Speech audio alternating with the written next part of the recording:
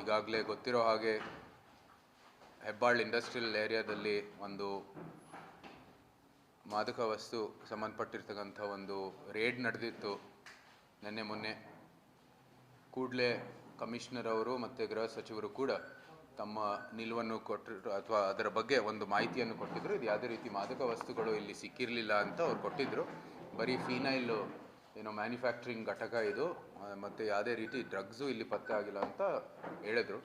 ಅದರ ಆಧಾರ ಮೇಲೆ ನಾವೆಲ್ಲರೂ ನಮ್ಮ ಟ್ವೀಟ್ಗಳು, ನಮ್ಮ ಘೋಷಣೆಗಳು ನಾವು ಕೊಟ್ವಿ.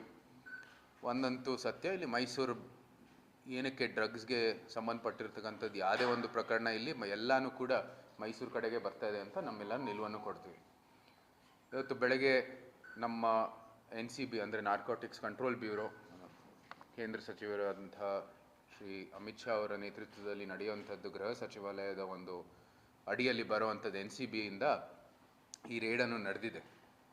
ಅವ್ರಿಗೆ ಅಭಿನಂದನೆಗಳನ್ನು ಸಲ್ಲಿಸಬೇಕಾಗಿದೆ. ಯಾಕಂದರೆ ಅವರು ಇದು ಮಾಡದೆ ಹೋಗಿದರೆ ನಮ್ಮ ಮೈಸೂರಲ್ಲಿ ಇದು ನಡೀತಾ ಇರ್ತಕ್ಕಂಥ ಏನು ಡ್ರಗ್ಸ್ ಸಿಂಡಿಕೇಟ್ ಇದೆ ಅದ್ರ ಬಗ್ಗೆ ನಮ್ಮ ಯಾರಿಗೂ ಕೂಡ ಅರಿವು ಇರಲಿಲ್ಲ. ಮತ್ತು ಇಂಥ ಚಟುವಟಿಕೆಗಳು ಏನು ಮೈಸೂರಿನಲ್ಲಿ ನಡೀತಾ ಇತ್ತು ಅದು ನಿಜಕ್ಕೂ ಕೂಡ ಒಂದು ಕಠಿಣವಾದಂಥ ಕ್ರಮ ತಗೊಳ್ಳುವಂಥದ್ದು ಇವತ್ತು ಇಲ್ಲಿ ಸ್ಥಳೀಯವಾಗಿ ಏನೂ ಆಗ್ತಾ ಇಲ್ಲ.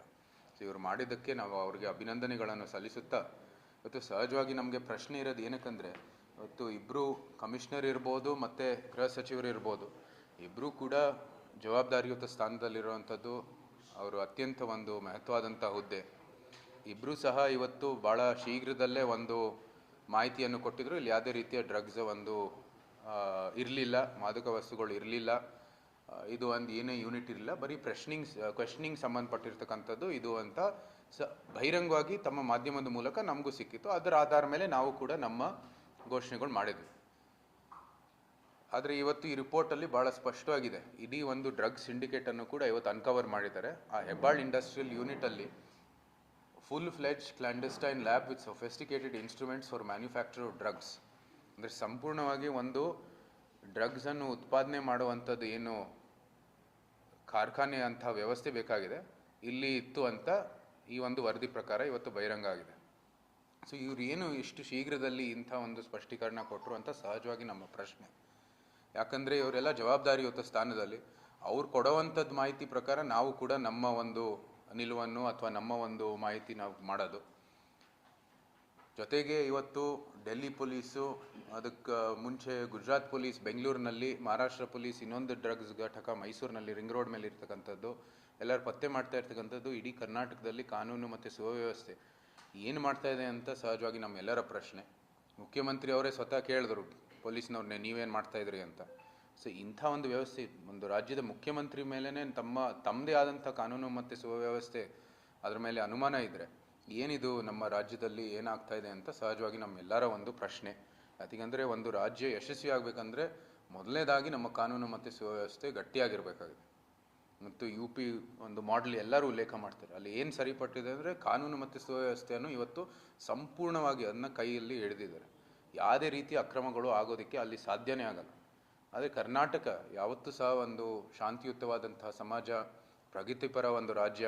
ಇವತ್ತು ಕಾನೂನು ಮತ್ತು ಸುವ್ಯವಸ್ಥೆ, ಅದರಲ್ಲಿ ಈ ಡ್ರಗ್ಸ್ ಅಂಥ ವಿಚಾರದಲ್ಲಿ ಇವತ್ತು ಹೆಸರುವಾಸಿ ಆಗ್ತಾ ಇದ್ದಾರೆ. ಅದು ನಿಜಕ್ಕೂ ಕೂಡ ಅತ್ಯಂತ ಒಂದು ಖಂಡನೀಯ ಬೆಳವಣಿಗೆ. ಅದರಲ್ಲೂ ಸಹ ಮೈಸೂರು ತಮ್ಮ ಸಂಸ್ಕೃತಿ ಪಾರಂಪರೆ, ಒಂದು ಸಾಂಸ್ಕೃತಿಕ ರಾಜಧಾನಿ ಅಂತ ಏನು ಗುರುತಿಸಲಾಗಿದೆ, ಇವತ್ತು ಡ್ರಗ್ಸ್ಗಾಗಿ ಏನು ಅದು ಇವತ್ತು ಅನೇಕ ಘಟಕಗಳು, ಇದು 1-2 ಪ್ರಕರಣ ಅಲ್ಲ, ಸತತವಾಗಿ ಇಂಥ ಕೇಸ್ಗಳು ಪ್ರತಿ ತಿಂಗಳು ನಮಗೆ ಒಂದು ಸಿಗ್ತಾ ಇದೆ. ನಿಜಕ್ಕೂ ಒಂದು ಖಂಡನೀಯ ಬೆಳವಣಿಗೆ. ಇದಕ್ಕೆ ಕೂಡಲೇ ಇವರು ಸೂಕ್ತವಾದಂಥ ಕ್ರಮ ತಗೋಬೇಕಾಗಿದೆ. ಎಲ್ಲ ಜವಾಬ್ದಾರಿಯುತ ಸ್ಥಾನದಲ್ಲಿ ಇರ್ತಕ್ಕಂಥ ಅಧಿಕಾರಿಗಳು, ಜನಪ್ರತಿನಿಧಿಗಳು ಏನಕ್ಕಿಂತ ತಪ್ಪು ಮಾಹಿತಿಯನ್ನು ಕೊಟ್ಟಿದ್ದಾರೆ. ಜೊತೆಗೆ ಇವತ್ತು ಈ 3-4 ಪ್ರಕರಣವನ್ನು ಕೂಡ ಇಲ್ಲಿಯ ಸ್ಥಳೀಯ ಪೊಲೀಸ್ಗೆ ಇದ್ರ ಬಗ್ಗೆ ಅರಿವುನೇ ಇರಲಿಲ್ಲ, ರಾಜ್ಯ ಪೊಲೀಸ್ಗೂ ಇರಲಿಲ್ಲ. ಅಂದರೆ ಯಾಕೆ ನಮ್ಮ ರಾಜ್ಯದ ಪೊಲೀಸ್ಗೆ ಇವರು ಯಾವುದೇ ರೀತಿಯ ಒಂದು ಏನು ವಿಶ್ವಾಸಕ್ಕೆ ತಗೋತಾ ಇಲ್ಲ ಅಂತಲೂ ಕೂಡ ನಮಗೆ ಸಹಜವಾಗಿ ಒಂದು ಪ್ರಶ್ನೆ ಇರುತ್ತೆ. ಅಂದರೆ ಈ ನಮ್ಮ ಪೊಲೀಸು ಕೂಡ ಇದರಲ್ಲೇ ಶಾಮೀಲಿದ್ದಾರೆ ಅಂಥ ಒಂದು ಪ್ರಶ್ನೆ ಇವತ್ತು ನಮ್ಮ ಮುಂದೆ ಇದೆ. ಅದು ಇದ್ದರೆ ಅದು ಬಹಳ ಒಂದು ಗಂಭೀರವಾದಂಥ ಒಂದು ಬೆಳವಣಿಗೆ. ಸೂಕ್ತವಾದಂಥ ಕಠಿಣವಾದಂಥ ಕ್ರಮ ತಗೋಬೇಕಾಗಿದೆ. ಸಕಾರಾತ್ಮಕವಾದಂಥ ನಿರ್ದೇಶನ ಕೊಟ್ಟು ಈ ಡ್ರಗ್ಸ್ ಏನು ಉತ್ಪಾದನೆಗಾಗಿ ನಮ್ಮ ಮೈಸೂರು ಕೇಂದ್ರ ಆಗಿದೆ ಅದು ಇಲ್ಲೇ ನಿಲ್ಲಬೇಕು ಅಂತ ಇವರು ಏನು ಕ್ರಮ ತಗೋಬೇಕಾಗಿದೆ ಅವ್ರು ತಗೊಳ್ಳಿ.